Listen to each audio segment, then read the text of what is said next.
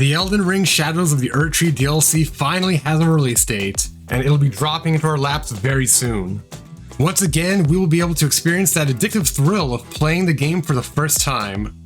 I'm Knight, and in anticipation of the DLC's release, I've put together a list of 5 tips that'll help you prepare for the DLC's launch. Whether you're a returning player that hasn't touched the game since 2022, or a regular active player, I'm confident at least one of these tips will help you optimize your experience so you can enjoy the DLC in the best way possible. So let's begin. Starting with number 1, complete the base game, main bosses and optional bosses included. While the first tip may seem obvious to some or necessary to others, allow me to explain why that isn't the case. According to achievement statistics across all platforms, less than 40% of the player base made it to the end boss, with the exception of Xbox. At least 50% of Xbox players made it to the end. Good job, guys. What this means is the majority of the player base, which may include some of you watching right now, haven't even seen everything there is to offer in the base game. It would make sense to conquer all the challenges in the base game before taking on the DLC. But Knight, almost all the From Software DLCs are accessible during the mid to early game, like the old Hunters DLC or Ashes of Arandel. Well, this is true, and this will probably be the case for Elden Ring as well. However, all of From Software's DLCs are balanced in a way to be way more difficult than the base game. From Software is expecting you to enter the DLC with all the experience you gained in the base game with a powerful, fully developed build. So the difficulty has to take this into account. Since the player base have built up 2 years worth of experience, From will have to go hard on the DLC difficulty to give experienced players a challenge. Any players entering the DLC in the early to mid game without experiencing all the bosses in the base game will most likely bite off more than they can chew. If you weren't ready for Mohg Lord of Blood or Melania Blade of Mikla, then you won't stand a chance against whatever monstrosities awaits us in the new content. So finish the game, defeat all the bosses, and take all that knowledge and experience into the DLC so you'll be better prepared for whatever new challenges await us. Going into number 2, my next suggestion is to craft an endgame build. Now, endgame may sound subjective as everybody plays the game differently. Hardcore PvPers may be playing the DLC at the dual meta of 125, while players who focus more on the PvE may be playing around level 150 to 200 or beyond. So instead of telling you exactly what level or build you should be playing with, I'm going to give you a couple of build recommendations that I believe are mandatory to survive in the DLC.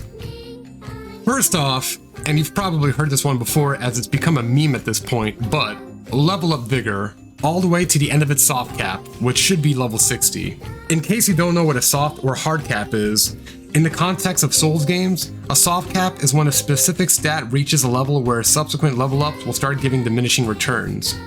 And a hard cap is a level where subsequent level ups give very minuscule returns, to the point where it's not even worth the investment. I have no doubt the new enemies will be able to 3 or even 2-shot us, even with 60 Vigor. Playing with anything below this level will be a huge handicap. You may be able to get away with a few levels under if you play a ranged build, but if enemies manage to close the distance, those few extra levels of health could mean the difference between survival and death. Next, level up endurance. This suggestion is subjective depending on your equipment because some players will have heavier builds than others, but generally you're going to want to have your endurance high enough where you can roll a lot. The new enemies will feature brand new movesets that we will have to spend time learning, which means we're most likely going to be rolling a lot more than usual as we learn the timings of the new attacks. Having a big stamina pool will allow you to safely avoid enemy attacks and counterattack without leaving yourself completely drained of stamina. Next up, level up your attack stats as close to their hard cap as possible. For strength, dexterity, intelligence, faith, and arcane, the hard cap is 80. Like mentioned before, the DLC enemies are most likely going to hit hard, so you'll want to be able to hit back just as hard. Leveling up your attack stats to the hard cap will optimize your damage output to reach the highest values possible. After all that, you'll want to collect all the golden seeds, sacred tears, physic tears, and great runes. Golden Seeds and Sacred Tears will fully max out the number of uses and healing capacity of your Crimson and Cerulean Tears. Physic Tears and Great Runes grant a variety of helpful power-ups, both defensive and offensive. In the case of Great Runes, you will need to activate them first by climbing to the top of their respective divine towers.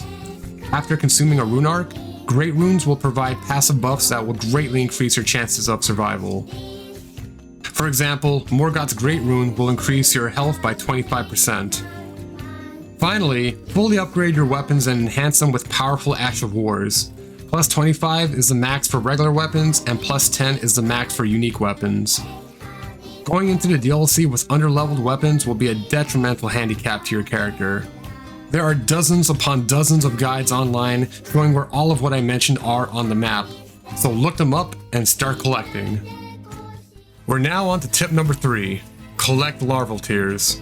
Sometimes an enemy's defense is so well optimized against our build that it almost doesn't matter how powerful we are.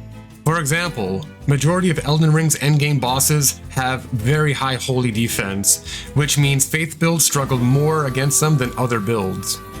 In the DLC, you may come across enemies that may feel like damage sponges. At first, you may think it's because they have a large health pool. And while that could be the case, it's more likely that your damage isn't optimized to get around their defensive stats. In these instances, you're going to want to use larval tears to readjust your build. So experiment and create new types of builds that will help you get around the defenses of the new enemies. If the enemies have a high holy defense, adjust your stats and create a strength build with fire enhancements on your weapons. Or, if that doesn't work, try magic. Or try bleed. Experiment until you find a build that you feel comfortable tackling the DLC with. You can adjust your build after defeating Renala of the Full Moon in Raya Lucaria. You will need to consume one larval tear every time you want to readjust. Tears can be found all around the base game, but you'll be able to find most of them in the hidden city of Nokron after defeating Starscourge Radahn and entering the giant crater inside Limgrave. Moving on to tip number 4. Start a new character for the DLC. Now, you may think this is unnecessary because you already have a character that's in New Game Plus 7 that you can play the DLC with, but let me explain why that's a bad idea. Each new game cycle increases the difficulty by a wide margin, by increasing enemy health pools and damage outputs. As mentioned before, the new DLC enemies are most likely going to be very tough by default. Tackling these new powerful foes on the hardest new game cycle may prove to be a frustratingly fruitless effort. Playing the DLC on a regular new game cycle will allow you to experience it in its, dare I say, its normal and intended difficulty. In previous FromSoft games, new cutscenes and character interactions were unlocked through completing DLC content, like the alternate Sif cutscene in Dark Souls 1, and the hidden Plaindaw dialogue after defeating Lady Maria in Bloodborne. Personally, I plan on playing the DLC across multiple level 125 characters on a regular new game cycle. This will allow me to experience the DLC at its base difficulty and experience new character interactions with all their various outcomes depending on personal choice, without needing to start a completely new game. We're finally at the end with tip number 5, study the lore. It's no secret that From Software games feature a very deep history of characters, conflicts, and world-changing events. Learning and understanding the lore of Elden Ring will allow you to experience a greater appreciation of the world around you. You'll be able to enjoy the game's world and characters for why they are, on top of what they are. There's no shortage of talented content creators who produce dozens of hours of deep lore explanations.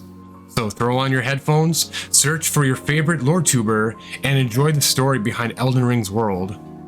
Or if you're not a casual, piece together the lore and history of the game yourself by analyzing all the characters, the locations, and reading all the item descriptions. Either method will increase your enjoyment of the new DLC content substantially, and you'll be glad you invested the time into learning about the world. So those are my 5 tips for preparing yourself for the release of the Shadows of the Erdtree DLC. Were all 5 tips helpful to you? Or were only some of them helpful? I want to hear your thoughts down below, so sound off in the comments and I'll try to reply to as many as I can. Thank you for watching. If you enjoyed this video and you want to see more content from me, please hit the subscribe button and bell notification down below. I plan on releasing more DLC content videos in the future, so stay tuned. Enjoy the rest of your day, and peace out.